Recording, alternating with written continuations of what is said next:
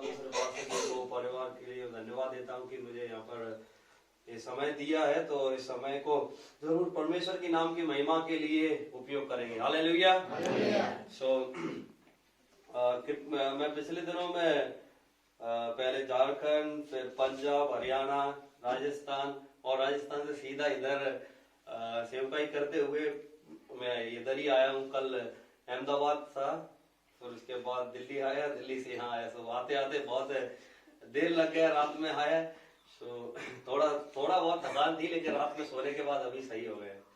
सो आज प्रचार करने से पहले एक बात मेरे को याद आई। एक बार एक प्रचार करने वाला पास्टर, वो क्या प्रचार करते समय क्या बोला मालूम है कि आज मैं बहुत थका हुआ हूँ, सो आज मैं बैठ के प्रचार करूंगा।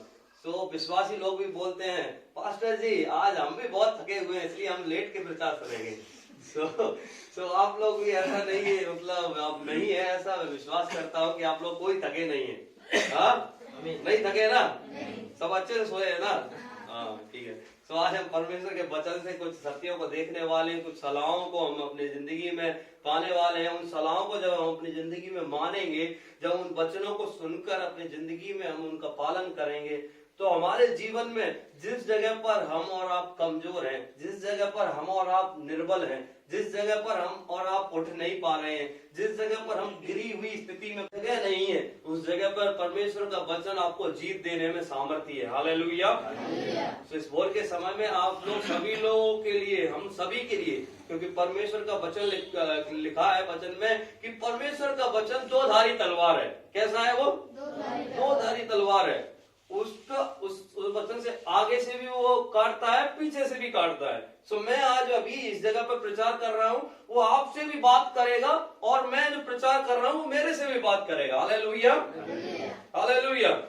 इस समय में हम थोड़े समय के लिए जस्ट 1 मिनट अपने जीवन को परमेश्वर के हाथों में सौंपते हुए हम अपने जीवन को वचन को सुनने के लिए तैयार करेंगे।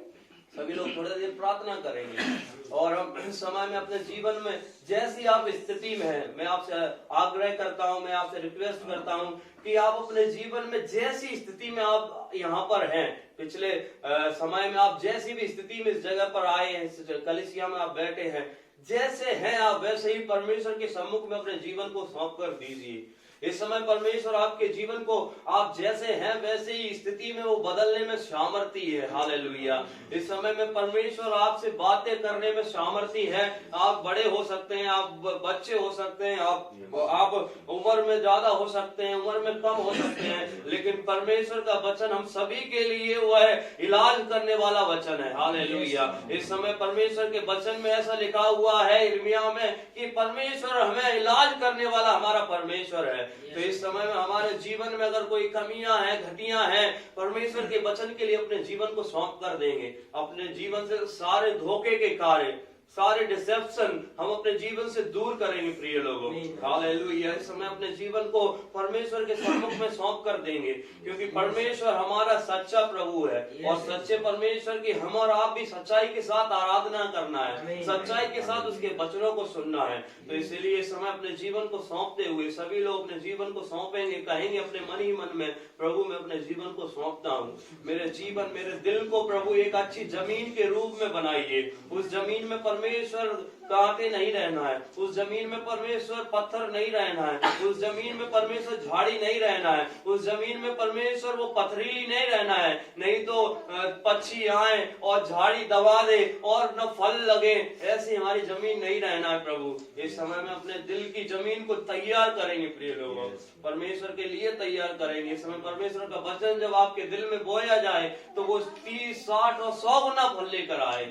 इस समय प्रभु जी हम हर एक जनों के यहाँ पर सौंपते हैं परमेश्वर। प्रभु जी इस आराधना के विरोध में, इसमें प्रभु जी इन कार्यों के विरोध में, मसीह तेरे कार्यों के विरोध में उठने वाली सारी शत्रु की क्रियाएं, सारे शैतान के कार्य, मनुष्यों की ताकत है, मनुष्यों की नजर है, मैं उन्हें यीशु मसीह के नाम से इस समय इस जगह से दूर होने की आज्ञा देता हूँ। प्रभु जी तेरे छुटकारे को कहता हूँ परमेश्वर, इस जगह पर प्रभु तेरा राज्य आ जाए। प्रभु जो लोग जैसे आए हैं वैसे ही वापस ना जाने पाए यीशु के नाम में। वो कुछ न कुछ आज इस जगह से अपने जीवन में बदलावट होकर जाए परमेश्वर। इन्हें हम तेरे हाथों में सौंपते हैं परमेश्वर। प्रभु जी परमेश्वर, मैं अपने आप को दीनता के साथ सौंपता हूँ परमेश्वर। प्रभु जी आप बातें करिए प्रभु जी, हम घटने पाए और आप बढ़ने पाए परमेश्वर। आपका नाम महिमा पाए, यीशु के नाम में मांगते पिता, आमीन।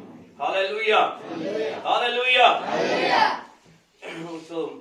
देखिए, जब हम, आप लोगों को सब कुछ को मालूम है, जब हम कुछ चीजों को अपने घर में लेकर आते हैं, कुछ चीज जैसे कि कुछ नया हम टीवी लेकर आए हैं, नया फ्रिज लेकर आते हैं, नया फोन लेकर आते हैं, कुछ भी चीज अगर आप एक क्वालिटी, एक अच्छा कंपनी वाला चीज लेंगे तो आपको अच्छा पैकिंग में मिलेगा और अच्छा आपको डब्बा मिलेगा, अच्छा सब कुछ मिलेगा ना। आप लोग देखे है ना सब। हाँ, अगर आप ये फोन, मेरा सैमसंग का फोन है, तो ये जब आया था तो एक अच्छे डब्बे में पैक आया था और अच्छा उसके अंदर चार्जर था, सब कुछ था, सब कुछ है। ऐसे ही हर एक चीज, कीबोर्ड लेंगे तो कीबोर्ड में सब कुछ में वो अच्छे से पैक करके देंगे।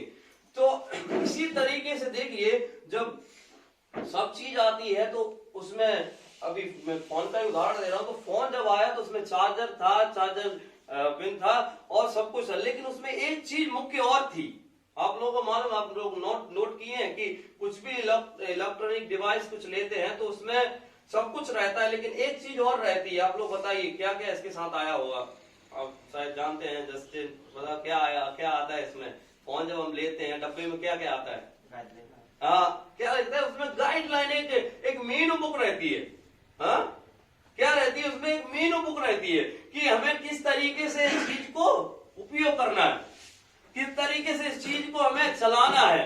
जब हम लेते हैं तो उसमें हमें सिखाया जाता है कि ये फोन को हमें एसी करंट में डालना है या डीसी करंट में डालना है, इसे हमें पावर कहां से, ये साइड में ये बटन है, इससे हमें पावर ऑन करना है कि ऊपर वाले बटन से चालू करना है, आवाज को नीचे से बढ़ाना है, ऊपर से बढ़ाना है, सब कुछ को क्या उसमें लिखा रहता है। समझ पा रहे हैं आप लोग? वैसे ही प्रिय परमेश्वर के बच्चे, हम लोगों को भी परमेश्वर ने एक गाइडलाइन, एक मेनू पुस्तक दी है। हालेलुया। और वही है परमेश्वर के वचन रूपी ये बाइबल। हालेलुया। तो इस पुस्तक में हमें लिखा हुआ है हमारे जीवन को बिताने के लिए, हमारे जीवन जीने के कार्यों के बारे में लिखा हुआ है कि हमारे जीवन में कहां पर हमें ऊपर चढ़ना है और कहां पर हमें नीचे रहना है, कहां पर हमें अपने आप को चालू रखना है, कहां पर अपने आप को बंद कर लेना है। हालेलुया। आप लोग सोच रहे होंगे भैया पास्टर कहां से आके क्या बात बोल रहे हैं? नहीं, सही है, ऐसे हमारी जिंदगी में रहना है।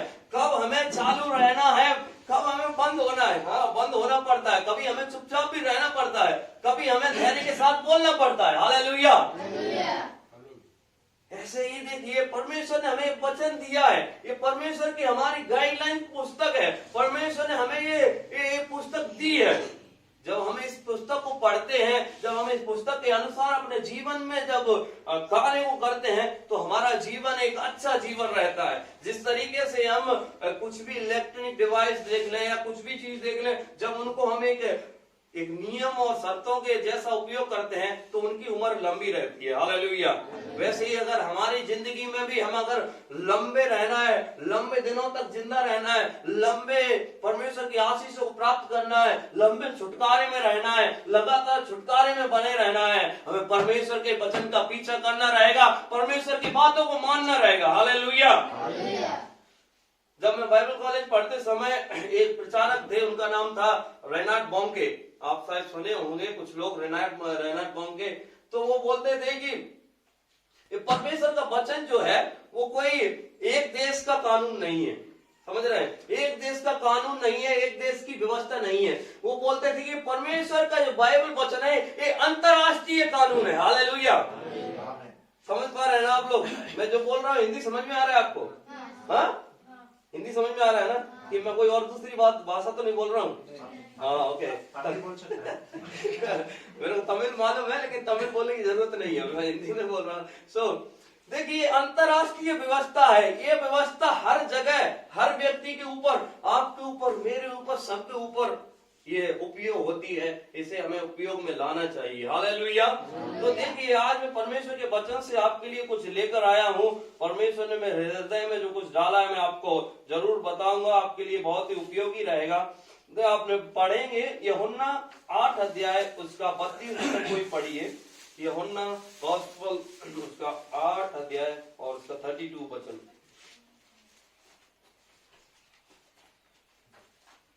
इंग्लिश में अगर मिलता है इंग्लिश में पढ़ दीजिए, नो प्रॉब्लम।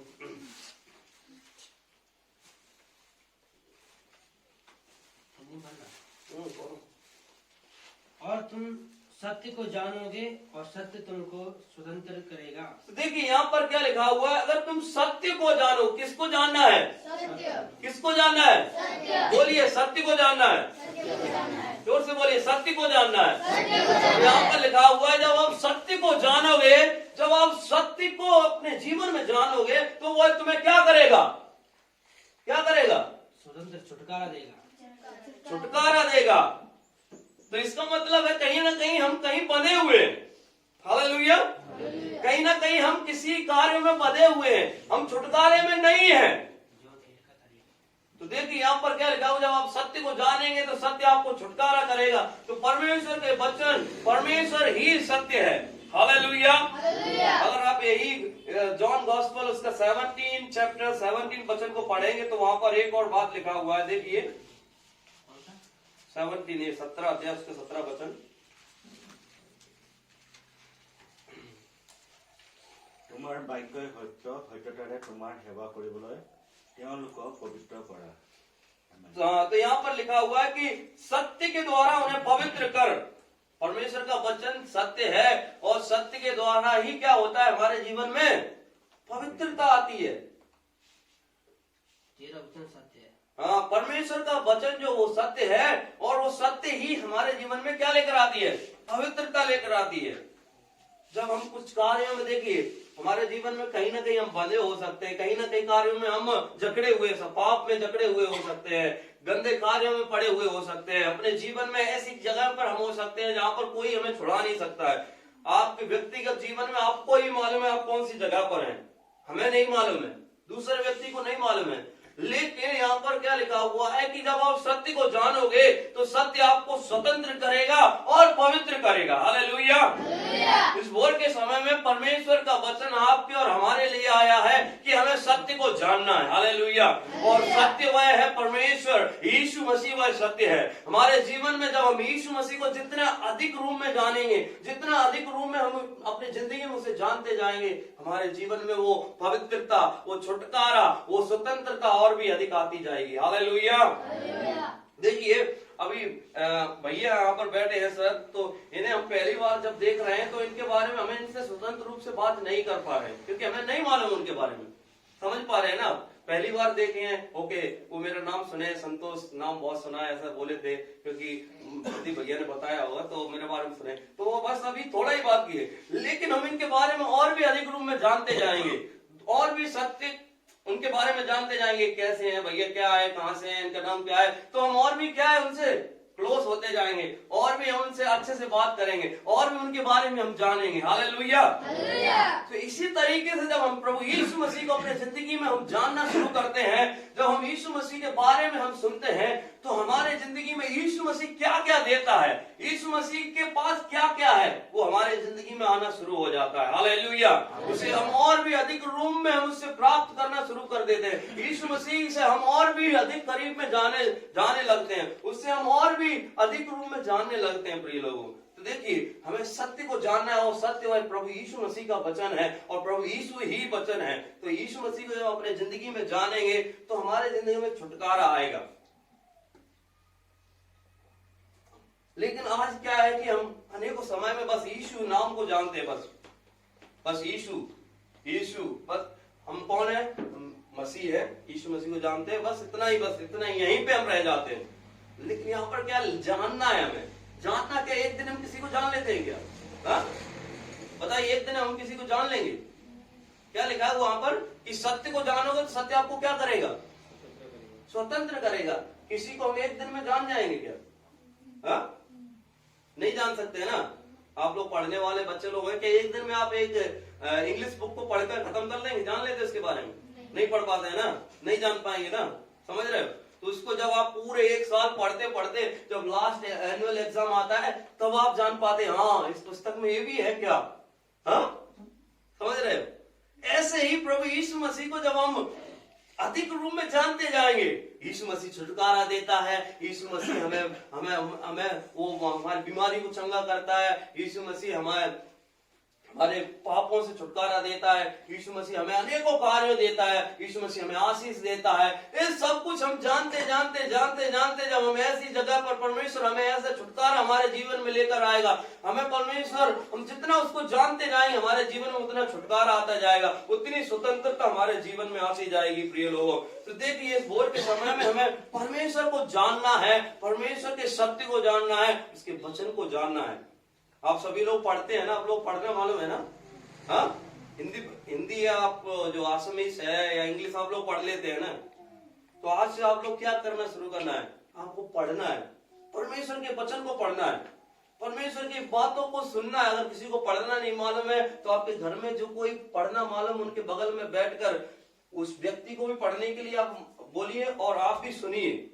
जब आप इस वचन को पढ़ेंगे, जब आप यीशु मसीह के बारे में जितना पढ़ेंगे आपकी जिंदगी में उतना छुटकारा, उतने आप परमेश्वर के आशीषों को, उतने परमेश्वर की करुणा को अपने जीवन में देख पाएंगे। हालेलुया। तो देखिए आज एक कार्य को हम देखने वाले हैं जो हम परमेश्वर के वचन से हम देखेंगे, निकालेंगे नीति वचन। नीति वचन कुछ एक कार्यों को मैं जल्दी बोलकर खत्म करूंगा, आप लोगों को ज्यादा समय न लेते हुए। नीति वचन 4 अध्याय 6 अध्याय Proverbs chapter 6 verse 16, 17, 18, 19. Proverbs chapter 6 verse 16, 17, 18. हाँ पहले कोई 16 वचन को पढ़िए वहां पर।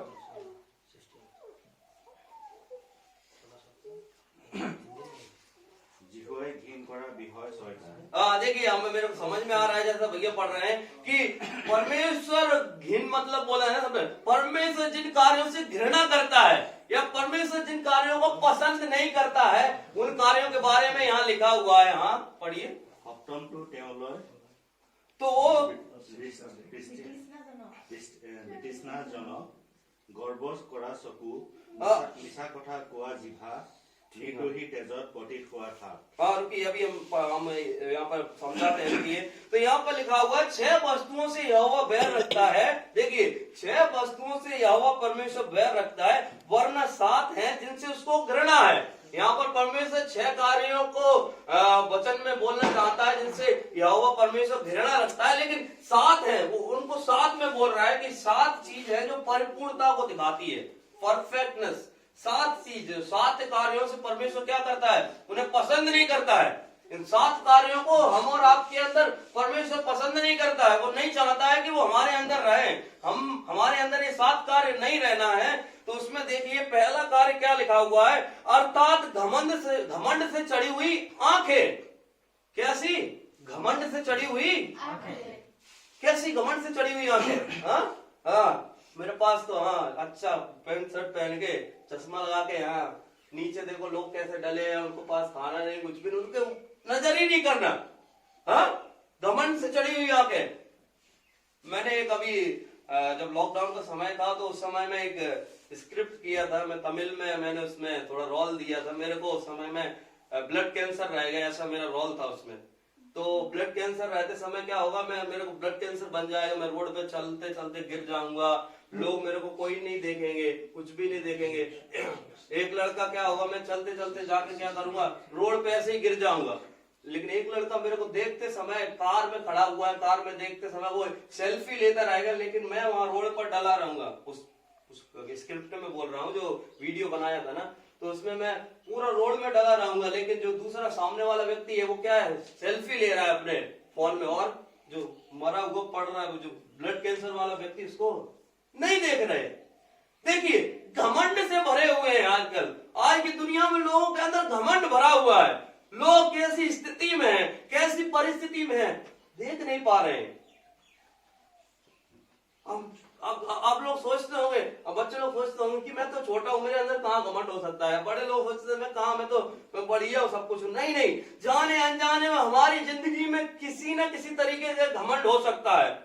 चाहे ऐसा हो सकता है कि मेरे को बहुत पढ़ा लिखा हुआ हूं, मेरे को सब कुछ मालूम है, ऐसा एक घमंड हो सकता है। चाहे ऐसा हो सकता है कि मेरे पास पैसा है, मैं सब कुछ कर लूंगा, ऐसा घमंड हो सकता है। मेरे पास ये है, मेरे पास वो है, मेरे पास टैलेंट है, मेरे पास ये गुण है, मेरे पास ये है, मैं ऐसा कर सकता हूँ, वैसा कर सकता हूँ। बहुत सी घमंड की बातें हमारे अंदर रहती हैं। लेकिन देखिए यहाँ पर परमेश्वर का वचन क्या कह रहा है कि परमेश्वर ऐसे कार्यों से वो नफरत करता है, उसे पसंद नहीं है।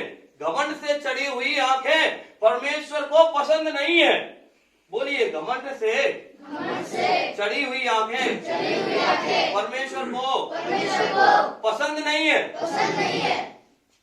दूसरी बात लिखी हुई है, झूठ बोलने वाली जीव।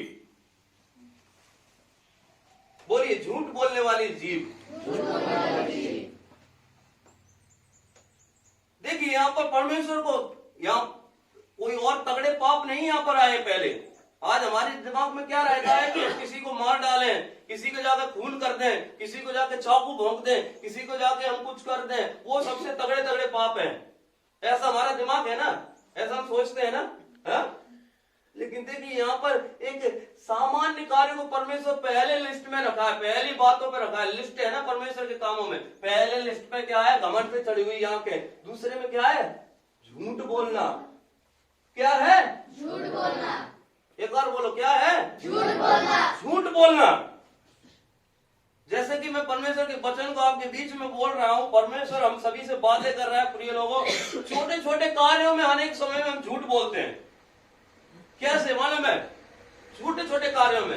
अभी मैं यहाँ पर हूँ, मैं फोन कर रहा हूँ, उदाहरण के लिए बोल रहा हूँ, ठीक है ना? उदाहरण के लिए प्रदीप से मैं फोन कर रहा हूँ, तुम कहाँ हो? तो बोलता है यही बगल में ही है, लेकिन प्रदीप कहाँ है? सामग्री में। वहां कौन सी जगह है? ये क्या है? बताओ क्या है? उदाहरण के लिए बोला है, ठीक है ना? प्रदीप भैया ऐसा नहीं करेगा, उदाहरण के लिए बोला है। झूठ झूठ होता है, चाहे उसे आप उसमें चाहे तेल लगा लें, पॉलिश कर दें, या कुछ उसको अच्छा सजा बजा के कर दें। नहीं नहीं नहीं, झूठ झूठ है। आपको झूठ हमारी जिंदगी में, हम और आपकी जिंदगी में नहीं रहना है। हम मसीह लोग हैं, हम यीशु मसीह को जानते हुए उसके बच्चे हैं। देखिए झूठ बोलना परमेश्वर को कितना घृणा करता है। यहाँ पर दूसरे नंबर पे आ रहा है झूठ बोलना। झूठ हमारी जिंदगी में नहीं रहना है, नहीं रहना है, नहीं रहना। मैं दोबारा बोल रहा हूं कि झूठ भरी जिंदगी, झूठी जिंदगी हमें नरक की ओर ले जाएगी। अगर हम लगातार झूठ बोलते रहेंगे अपनी जिंदगी में, लगातार हम छोटे छोटे कार्यों में झूठ बोलते रहेंगे, एक दिन ऐसा आएगा कि हम बड़े कार्यों में झूठ बोलना शुरू कर देंगे। आप लोगों को मालूम है कि जब हम रोड पे जाते हैं या फिर हम कहीं जाते हैं, तो एक बड़ी चट्टान को देखकर हम क्या है, उसको देखकर हम नहीं गिरेंगे। अब मालूम है, आप बड़ी चीज को देख लेंगे, बड़ा पत्थर डला हुआ है, बड़ा पत्थर है, तो उसको देखकर आप क्या हो जाएंगे? साइड से निकल जाएंगे। लेकिन जो छोटे छोटे पत्थर निकले रहते हैं ना, उसमें आपको हमारा और पांव क्या हो जाता है, लग के हम क्या हो जाते हैं? गिर जाते हैं। देखिए मेरा बोलने का तात्पर्य क्या है कि हमारे छोटे छोटे कार्य हमें अपनी जिंदगी में गिराते रहेंगे। समझ रहे हो? हम गिरते रहेंगे, जाने अनजाने में हम गिरते रहेंगे। हम खड़े, पता नहीं हम कहां कौन सी जगह पे हम जा रहे हैं, नहीं मालूम रहेगा। छोटे छोटे कार्य में हम झूठ बोलना है, छोटे छोटे कार्यों में हम सच्चे नहीं रहना, वो परमेश्वर को पसंद नहीं है। बोलिए, परमेश्वर को झूठ बोलने वाली जीव पसंद नहीं है। सब लोग अपने जीभ पे उंगली लगाकर बोलिए, झूठ बोलने वाली जीव परमेश्वर को पसंद नहीं है। तो देखिए दो कार्यों को हम यहाँ पर देख लिए। झूठ बोलना परमेश्वर को कतई पसंद नहीं है। अगर यीशु मसीह देखिए झूठ बोलता हमारे और आपके साथ, परमेश्वर पिता झूठ बोलता हमारे और आपके साथ, क्या आज हम यहाँ पर होते क्या? नहीं होते। यीशु मसीह कह देता जाओ तुम्हारा उद्धार हो गया, बस जाओ, ऐसा ही करने से क्या हमारा उद्धार होता? नहीं होता। उसने झूठ नहीं बोला, उसने जो कहा उसको पूरा किया। वो क्रूस पर हमारे और आपके लिए मरा, तब हमारा उद्धार हुआ है। तीसरा कार्य देखिए यहां पर, और निर्दोष का लहू बहाने वाले हाथ। यहां पर अभी देखिए तीसरे नंबर पर आता है किसी की हत्या करना। निर्दोष क्या? जिसने कोई पाप ही नहीं किया है, जिसने कोई गलती नहीं की है, जिसका कोई उसने एक गलत कार्य का उसको दंड मिलना था, ऐसा कुछ कार्य ही नहीं किया है, उस ऐसे व्यक्ति को जब उसका खून बहाया जाना, जब उसको मारा जाना, ये परमेश्वर को कतई पसंद नहीं है। अगर हम बाइबल में देखते हैं तो शुरू में दो भाइयों के बीच में लड़ाई होती है। आपको मालूम है कैन और हाबिल के बारे में। आप बाइबल को अगर पढ़ेंगे तो वहां पर लिखा हुआ है कैन और हाबिल के बीच में लड़ाई नहीं हुआ, एक भाई ने उसके पीछे से आकर उसको क्या कर दिया, मार दिया। मारने का कारण क्या था कि परमेश्वर ने उसके दान को ग्रहण किया था, ये कारण था, उसमें वो निर्दोष था। तो देखिए वो दूसरा भाई उसको मार देता है, वो परमेश्वर के सम्मुख में निर्दोष था। ऐसे कार्यों परमेश्वर को पसंद नहीं है। आज के जमाने में भी ऐसे कार्य हो रहे हैं, आज के दिनों में भी ऐसे कार्य हो रहे हैं। निर्दोष लोगों को फंसाया जा रहा है, निर्दोष लोगों जिन्होंने जो कार्य नहीं किया उस कार्य में लोगों को फंसाकर उन्हें गलत दंड दिया जा रहा है, गलत तरीके से उन्हें चलाया जा रहा है। लेकिन ऐसे कार्य परमेश्वर को पसंद नहीं है। एक सबसे बड़ा निर्दोष भरा कार्य आज की दुनिया में क्या हो रहा है मालूम है? आप लोग बड़े लोग हैं, उन लोग को आप लोग जानते हो, बच्चे लोग को ये नहीं मालूम है। आज के दिनों में एक कार्य क्या हो रहा है, जो जब बच्चों को गिराना, जब उनको जब कोई गर्भवती होती है महिला तो उसके बच्चों को जन्म ना देते हुए उसे गिरा देना, ये सबसे बड़ा निर्दोष है, बड़ी पाप है, परमेश्वर को पसंद नहीं है। तो देखिए एक कार्यों को परमेश्वर को पसंद नहीं है। मेरे प्रिय लोगों, आज परमेश्वर हम और आपसे बातें कर रहा है। जल्दी में और कार्यों को बोलकर खत्म करूंगा। वहां लिखा हुआ अनंत कल्पना करने वाले मन, अनंत करना, फालतू फालतू की सोच करने वाले, फालतू में सोचते रहना, इसका ऐसा कर दूं, उसका वैसा कर दूंगा, इसके साथ मैं ऐसा करूंगा, उसको मैं वैसा करूंगा, ऐसा करके ऐसा वैसा ऐसा ऐसा, सबके साथ कुछ ना कुछ उसके बारे में इसके बारे में गलत गलत सोचते रहना, अनर्थ बातों को सोचते रहना, ऐसा परमेश्वर को पसंद नहीं है। गंदे गंदे कार्यों को सोचना, खराब खराब बातों को सोचना, ये परमेश्वर को अनर्थ कार्य पसंद नहीं है। परमेश्वर के वचन में लिखा हुआ है अगर मैं अनर्थ की सोचता तो परमेश्वर मेरी ना सुनता। परमेश्वर अगर हम गलत गलत कार्यों को सोचते रहेंगे, परमेश्वर हमारी प्रार्थना को नहीं सुनेगा। प्रिय लोगों, हमें अच्छी बातों को सोचना है। कैसे सोचना है? अच्छी बातों को सोचना है, एक दूसरे की बढ़ना है, ऐसे कार्यों को सोचना है, तभी हम अपनी जिंदगी में सक्सेस रहेंगे। और आगे लिखा हुआ है कि बुराई करने को वेग से दौड़ने वाले पांव, बुराई करने के लिए जल्दी जल्दी आज तो प्लान कर लेंगे, आज ये काम करना है, इसके लिए जल्दी जल्दी भाग के प्लानिंग कर लेना, सेटिंग कर देना, आज इधर जाके ऐसा कर देंगे, उधर जाके वैसा करेंगे, जल्दी जल्दी भाग कर इधर उधर करके क्या करना है? बुराई करने के लिए दौड़ने वाले पांव। आप अपने पांव से हाथ लगा के देखिए कितना बुराई किया ऐसे, थोड़ा सोच के देखिए, इन पांव की ओर देखिए कि कितने हम बुराई के लिए दौड़े। इन पांव को रखकर हमने कितना अच्छाई कार्य किया है, इन पांव को रखकर हमने कितना भला कार्य किया। थोड़ा सोच कर देखिए क्या हमने किया है, क्या कि हमने बुराई किया है। बुराई के लिए हमें नहीं दौड़ना है, परंतु वचन में लिखा हुआ है कि बुराई को भलाई से जीत लो, भलाई करना है अपनी जिंदगी में। यीशु मसीह के साथ कितना ही बुरा किया गया, यीशु मसीह के साथ लोगों ने कितना बुरा किया। लोगों ने उसके ऊपर थूका, उसकी दाढ़ी को क्या किया, खींचा, उसके बालों को खींचा, उसकी कांटों का मुकुट उसके ऊपर रखा गया, हाथों में कील ठोकी गई, दोनों हाथों में पांव में कील ठोकी गई, उधर उसके यहाँ पर भाला भोंका गया, लेकिन उसने किसी का बुरा नहीं किया था।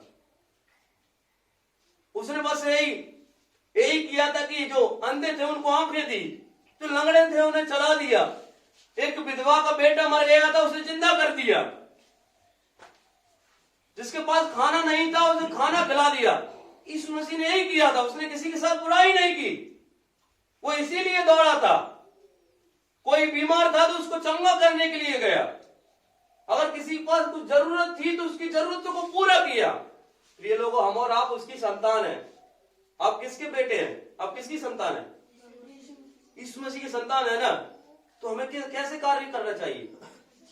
अच्छे कार्य करना चाहिए। देखिए यीशु मसीह ने अपने जीवन भर में, हम उसके बच्चे हैं, हमें भी अपने जीवन भर में अच्छे कार्यों के लिए दौड़ना है, अच्छे कार्य करने के लिए जाना है, अच्छे कार्यों के बारे में हमें कल्पना करना है, सोचना है।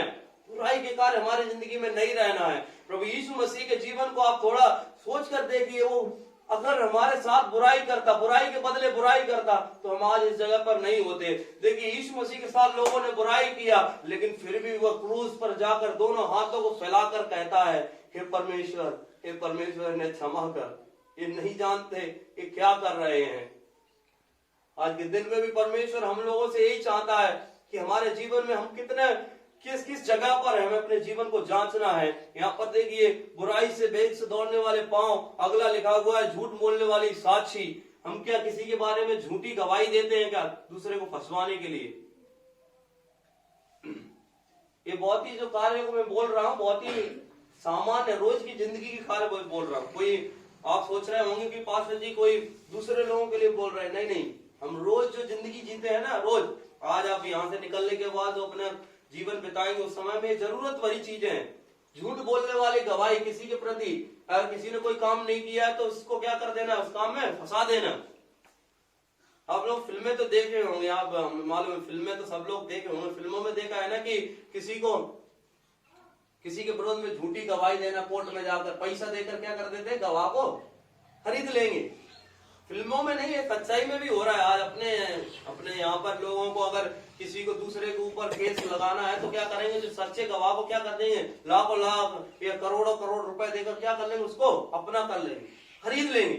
क्यों खरीद लेंगे? ताकि वो झूठी गवाही दे दे। तो ऐसे कार्य करने वाले परमेश्वर को पसंद नहीं है। और भाइयों के बीच में झगड़ा उत्पन्न करने वाला मनुष्य, वचन में देखो वहां पे लिखा हुआ है कि भाइयों के बीच में, मेरे और प्रदीप के बीच में अगर कोई झगड़ा उत्पन्न करने वाला मनुष्य परमेश्वर का क्या नहीं है, क्या नहीं है। आज आप और हमें अपनी जिंदगी में देखना है, हमारे परिवार में, हमारे घर में ऐसे कोई कार्य है जिसमें हम झगड़ा उत्पन्न हो रहा है। और वो झगड़ा उत्पन्न हो रहा है तो किसके द्वारा हो रहा है? और वो उत्पन्न हो रहा है क्या, वो मेरे द्वारा हो रहा है क्या? ऐसा अगर मैं हूं, अगर ऐसा मेरा जीवन है, झगड़ा उत्पन्न करने वाला मेरा जीवन है, तो मैं अपने आप को अपने परमेश्वर के सम्मुख में मन फिराकर माफी मांगना है। परमेश्वर, मेरे द्वारा अगर किसी के परिवार में, मेरे द्वारा अगर भाइयों के बीच में, बहनों के बीच में अगर कोई झगड़ा उत्पन्न हो रहा है, तो परमेश्वर मुझे क्षमा करे, मुझे माफ करे। तो देखिए यहाँ पर हमने 7 कार्यों को देखे हैं। समय अपने जीवन को जांच कर देखिए कि हमारे जिंदगी में हम सही जगह पर हैं क्या। हमारी जिंदगी में, हमारे जीवन में जो कार्यों को छोड़ने वाले कार्य हैं, उन्हें हम छोड़ रहे हैं क्या? जैसे मैं पहले शुरू में बोला था कि यीशु मसीह को जानेंगे तो यीशु मसीह हमें स्वतंत्र करेगा। यीशु मसीह ही सत्य है, सत्य को जानेंगे तो सत्य हमें क्या करेगा। और सत्य कहां से आता है? सत्य परमेश्वर के वचन से आता है। जैसा मैंने उदाहरण दिया था कि जब हम फोन लेते हैं, कुछ भी लेते हैं, तो वो फोन के साथ एक बुक दी जाती है। बुकलेट में उसमें लिखा रहता है गाइडलाइंस किस तरीके से हमें अपने जीवन को बिताना है। वैसे ही आज परमेश्वर ने कुछ गाइडलाइंसों को आपको और हमको दिया है, कुछ कार्यों को आपको और हम करने के लिए बोला है। क्या क्या करने के लिए बोला है, एक बार फिर मेरे पीछे बोलिए, उसके बाद हम प्रार्थना करेंगे। बोलिए, घमंड से चढ़ी हुई बातें, चढ़ी हुई आंखें, बोलिए, झूठ बोलने वाली जीभ, निर्दोष का लहू बहाने वाले हाथ, अनर्थ कल्पना करने वाला मन, बुराई को वेग से दौड़ने वाले पांव, झूठ बोलने वाली साक्षी, और भाइयों के बीच में झगड़ा उत्पन्न करने वाला मनुष्य। ये सब कार्य परमेश्वर को, यीशु मसीह को पसंद नहीं है। मेरे जीवन में अगर ऐसे कार्य हैं तो मैं आज उन्हें छोड़ने के लिए अपने जीवन को समर्पित करता हूँ। इस समय में हम सभी लोग आंखें बंद करके प्रार्थना करेंगे, अपने जीवन को परमेश्वर के सम्मुख में सौंपेंगे। प्रिय लोगों, हालेलुया, हालेलुया। आपके जीवन में शायद आप बीमारी के साथ हो सकते हैं, दुख और कष्टों के साथ हो सकते हैं, शायद इस समय परमेश्वर का वचन आपको इस समय मिला होगा। शायद आप किसी को